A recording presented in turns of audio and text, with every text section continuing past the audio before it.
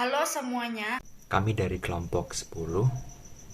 Perkenalkan, nama saya Emmanuel Gariven dengan NIM 512022-009. Perkenalkan, nama saya Imelda Dini Putri dengan NIM 512022-027. Perkenalkan, nama saya Farudin Srianto dengan NIM 512022-045.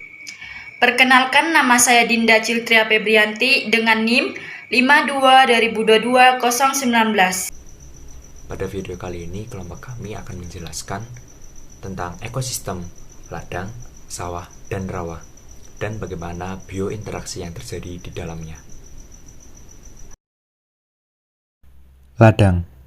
Di ladang ada dua tanaman yang kami amati, yaitu cabai dengan brokoli. Pada tanaman cabai, interaksi pertama yaitu antara tanaman cabai dengan siput, di mana siput dapat dikatakan sebagai hama atau parasit, karena siput tidak memiliki peran positif untuk tanaman cabai. Namun, yang ada merugikan petani karena memakan daun tanaman cabai. Interaksi berikutnya yaitu antara tanaman cabai dengan belalang. Belalang dapat kita sebut hama atau parasit, sama halnya dengan siput. Belalang merugikan petani karena memakan daun. Alhasil tanaman menjadi rusak dan pertumbuhannya menjadi terhambat. Interaksi tanaman cabai dengan kenikir. Kenikir yang mempunyai tipe komensalisme mempunyai peran positif untuk produksi pertanian, yaitu hasil yang didapatkan efektif untuk mengurangi dan mengendalikan populasi hama trips. Selanjutnya, interaksi antara bunga kol dan ulat Hongkong. Ulat Hongkong mempunyai tipe sebagai parasit atau hama, di mana tidak memiliki peran positif bagi pertanian, tetapi memiliki peran negatif, yaitu sebagai pemakan akar tanaman. Di sawah terdapat dua tumbuhan yang kami amati, yaitu padi dan teratai. Di sini terdapat hubungan antara belalang dan padi adalah simbiosis parasitisme, karena belalang mendapatkan keuntungan dari padi, yaitu sebagai bahan makanan, sedangkan padi tidak mendapatkan keuntungan.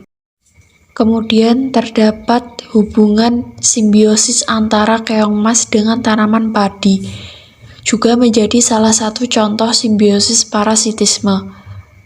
Keong emas menjadi parasit bagi tanaman padi muda yang baru saja ditanam. Keong emas akan memakan bagian batang dari padi muda sebagai bahan makanannya. Hama ini merusak tanaman padi dengan cara memarut jaringan tanaman dan memakannya, dan menyebabkan adanya bibit yang hilang dari pertanaman.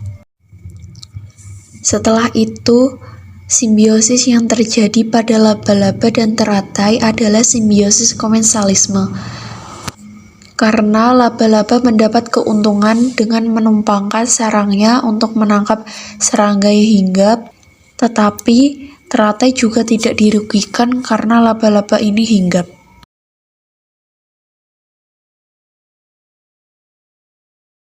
Ulat seringkali muncul pada daun-daun yang sedang ditanam para petani, tak terkecuali dengan selada air ini. Ulat seringkali memakan daun sehingga menjadi hama bagi para petani, dan tidak ada yang diuntungkan dari ulat tersebut bagi para petani.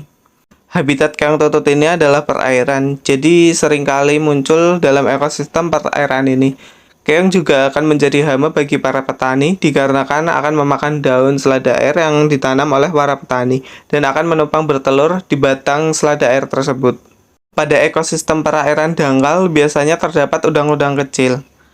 Udang ini sangat membantu bagi para petani dikarenakan udang tersebut akan memakan lumut yang terdapat pada tanaman atau ekosistem perairan, di mana lumut itu akan menjadi kompetitor bagi selada air tersebut.